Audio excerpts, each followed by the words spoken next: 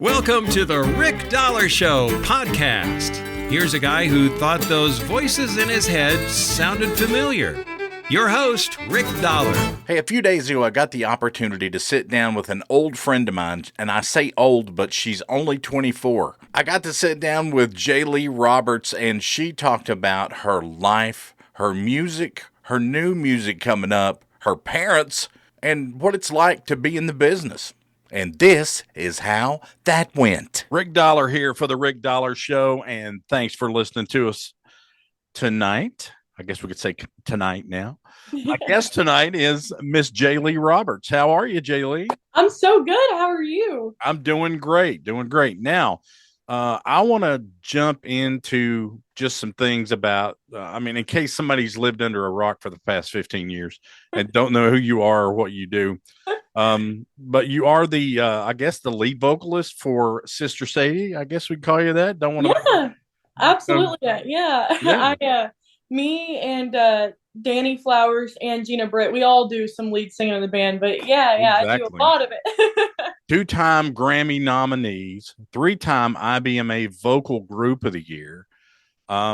The coolest thing about it all is you guys are playing Rhythm and Roots in my hometown this year, which is cool for me. I'm so excited for that. Yeah.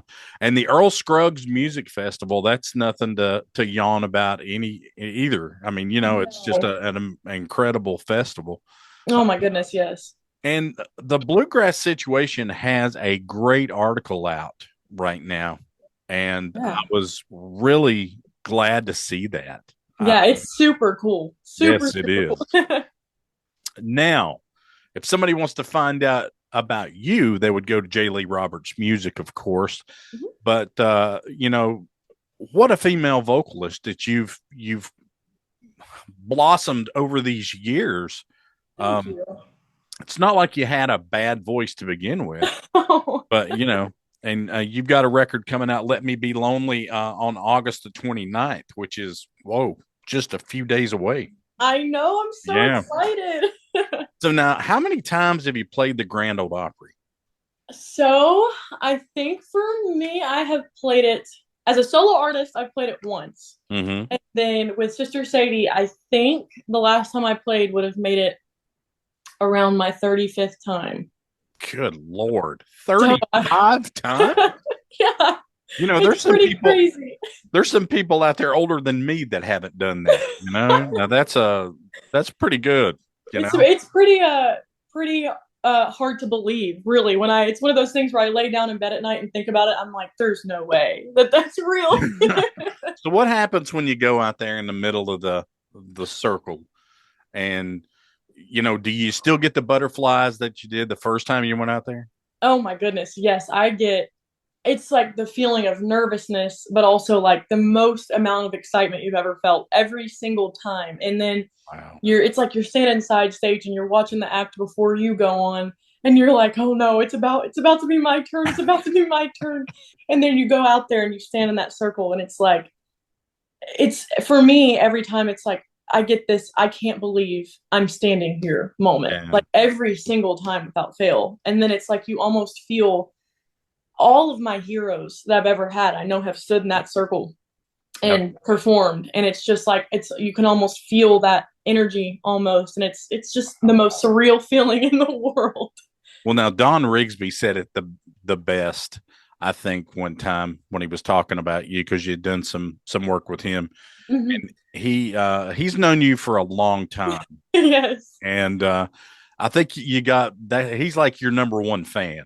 Oh, no doubt about that, But Don was just so I was really shocked that day, because he came up with words that I couldn't come up with, And I think he's been friends with Danny for a while. Oh, absolutely. Yeah, I've known Don my whole life. I love him to pieces. I'm his biggest fan. So. Well, there you go then. Now, your mom is Andrea Roberts, and I'm probably being kind of repetitive here, because I'm sure anybody that's listening to this interview is already knows all these things. But I think it's worth talking about. Absolutely. Your mom and dad are two of the heavyweights in this industry right now. I mean, Danny has been, well, he's been with the Grascals for how long? 20 years. There you go. Which is most of my life. I was 4. Wow. When they So started. not bad, Yeah. Now, having Andrea Roberts in the household has got to have its positive spin to it, but it also has that little pressure thing going all the time. Am I right? Yeah, both of them really. It's kind of like you just, they've both done so many crazy cool things in the industry. And like we were talking about before coming on here, my mom is so intelligent when it comes to like music business and anything like business music related and music related. And then my dad is so intelligent when it comes to anything music, how to fix an instrument, how to play something, how to sing something. They both sing, and it's just like I just want to make them proud. And it's just like one of those things where everything I want to do, I want to honor them in some way, because I wouldn't be where I am without them. So I got an opportunity about a year and a half, maybe 2 years ago, to have a picture made with myself, Kyle Cantrell, your dad, and Doyle Lawson, by the way. Oh, so that's a great picture. There's royalty there. Yeah.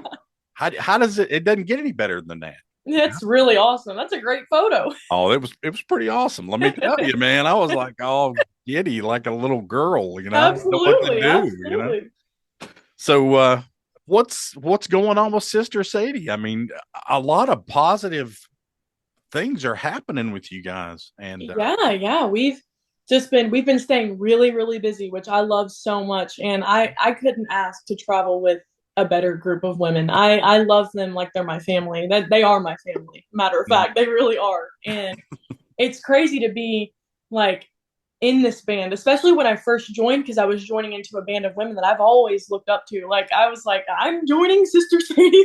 Like I can't really fathom that. And then it's just turned into this such a cool thing. Like when Danny joined the band, and I love singing with her so much. And then Rainey Miatka, our mandolin player, she joined the band, and she's just amazing. And I had never known Rainey before. I'd never met her because she's from the West Coast. She's from Oregon. Right. And was on that side of things. And they found her through social media. And then I met her, and she's like, I love her so much. She's so talented. She can do it all.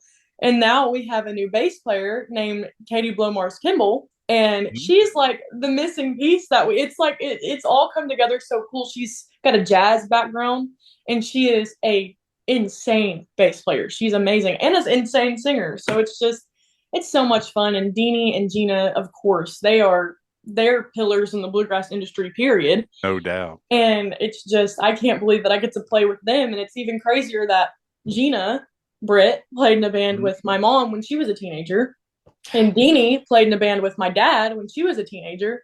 And then I joined their band when I was a teenager. So it's funny. All these connections that you have in this band, and just the people that you're traveling with. I think that's enough to keep anybody grounded and focused. Absolutely. To be able to,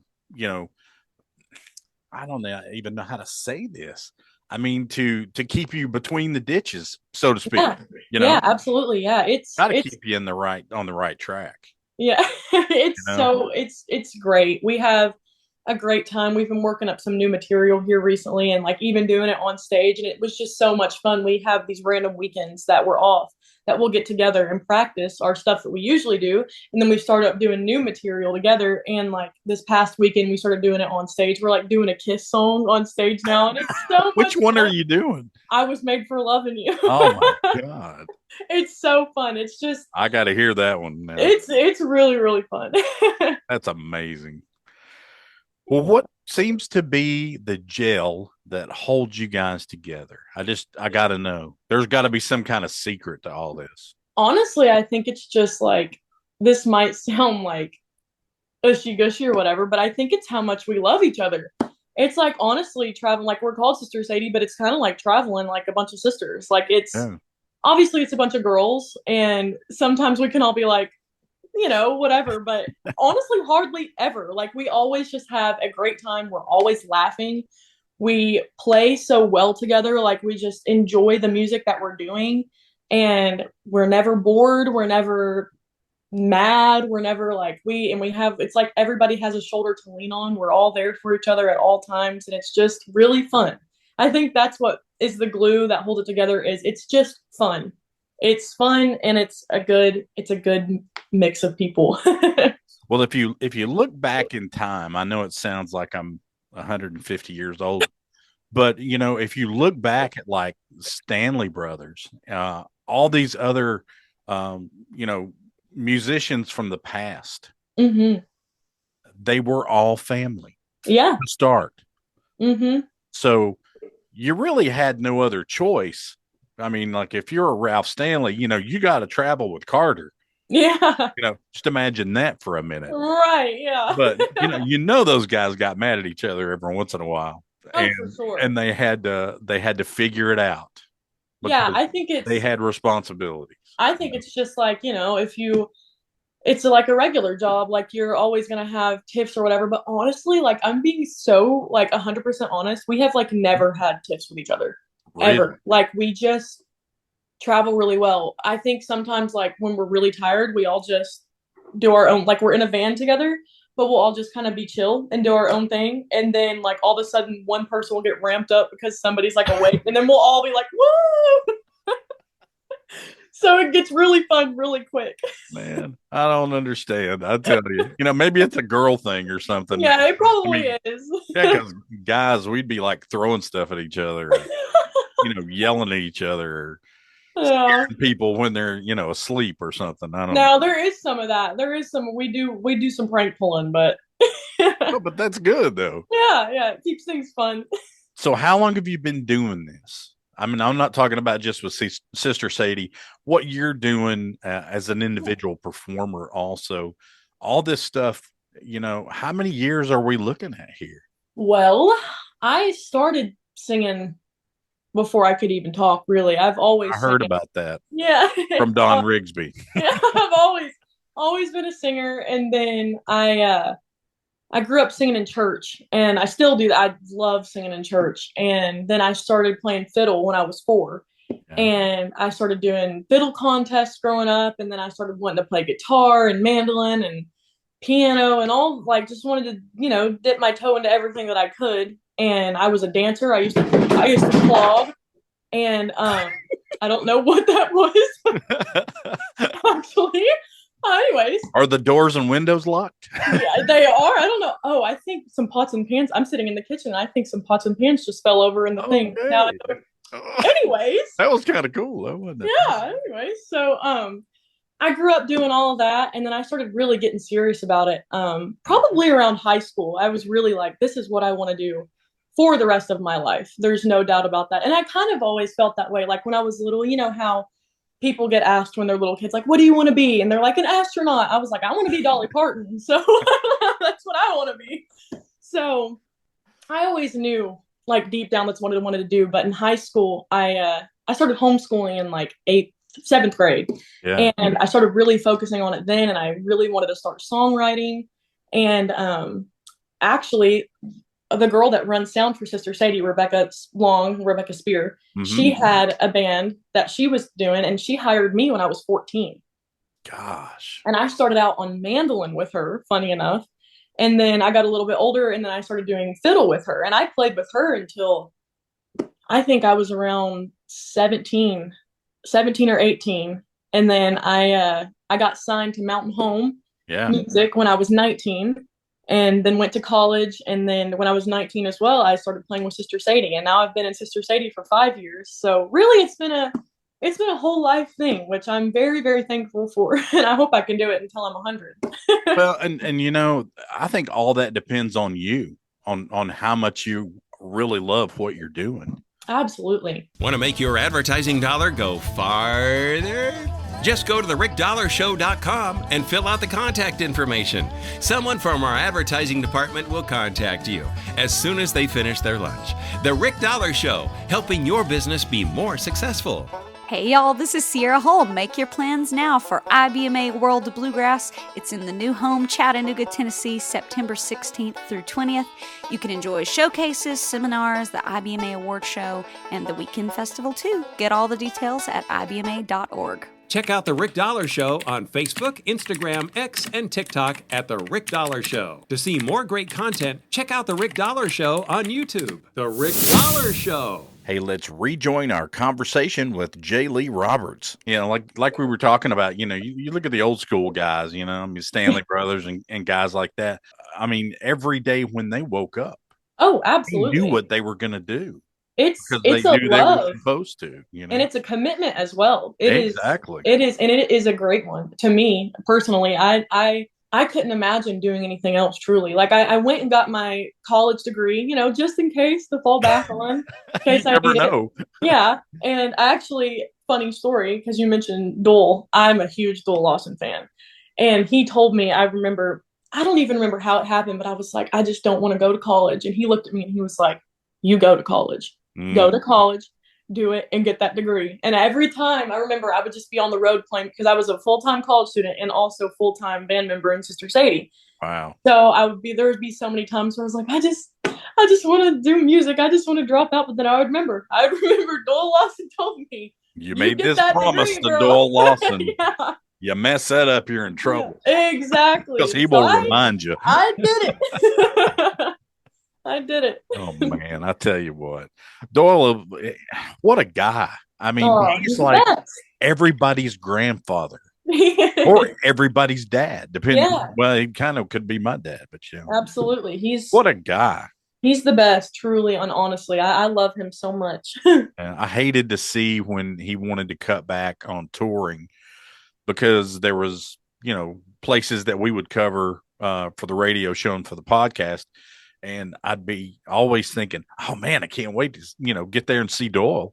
Yeah, absolutely. Just talk to him for a little while. Yeah. But now he's doing his own thing. And he's one of these guys though, that retirement has come to him, but it came to him on his terms. Right. Right.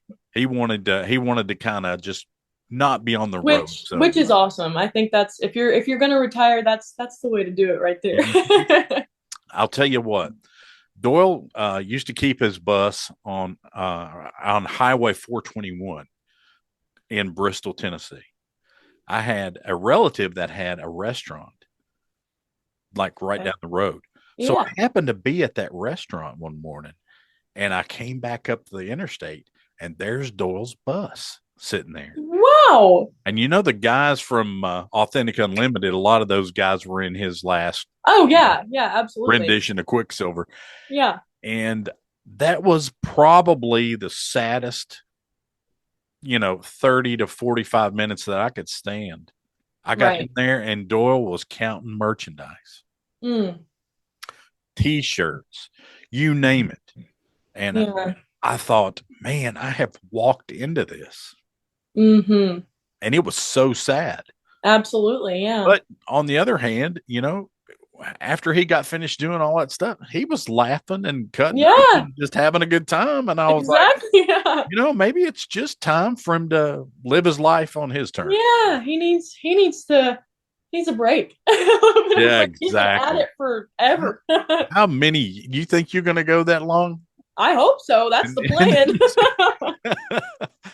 I mean, that's kind of a loaded question, but that's my plan. I sure hope so. I hope I'm blessed enough to be able to do it that long. Gosh, I don't know how long Doyle. He's been in the business forever. Oh yeah. Yeah. He told me one time that he was traveling with Ralph, and they stopped somewhere to eat some breakfast or something, and he was already scared to death of Ralph Stanley. And Ralph looked at him and said, "Lawson, outside." Oh no. Yeah, I know. And he's like, "I'm gonna get my tail kicked by Ralph Stanley." I would have been shaking in my boots. That was the day that Ralph asked him to join the band. Yeah. So cool. He has 100 of those stories. And things like that just happen when you, like you're talking about, when you have family members that you travel. Oh yeah. Yeah, you least expect it. That's what, when I joined Sister Sadie, Right. I remember Deanie called me first and she was like, hey, just between me and you, like Daylin, she's wanting to kind of do her own solo stuff. So she's Right. kind of stepping away from Sister Sadie. And I was like, oh, okay. She was like, do you know of anybody who might want to audition? And I was like, oh goodness, I'll think of some people. Like, I'll get a list and send it to you. She's like, no, what I'm asking is, would you be interested in auditioning? And I was like, me? I was like, really? I knew it was a setup, you know. I That's was like, Dee Dee. whoa. I was like, I can't believe it. So I did. Yeah, and see, you think that's probably one of the better decisions that you've ever made? Oh goodness, yes. I knew as soon as she was like, you want to audition? I was like, I don't care what I got to do. I immediately went. One of my best friends in the world, Seth Taylor. I called him and I was like, I need you to give me a guitar lesson today. I need you now. And that's the dude to get it from. Let me tell you. So I drove over there and he helped me, and it's so much fun. I'm looking back, I just can't believe it's been 5 years now. It's crazy. Gosh, it doesn't seem that long, does it? I know. Good Lord. And you know, Ty Gilpin is one of these guys that I always dealt with at Mountain Home. And yeah. He called me up a couple of 3 weeks ago, and he's like, hey, would you like to interview Jaelee? And I was like, well, sure. I haven't talked to her since she was, I don't know how old you were when we first I couldn't did our interview, but man, that was forever ago. I was probably like 17 or 18 when we did that. Maybe.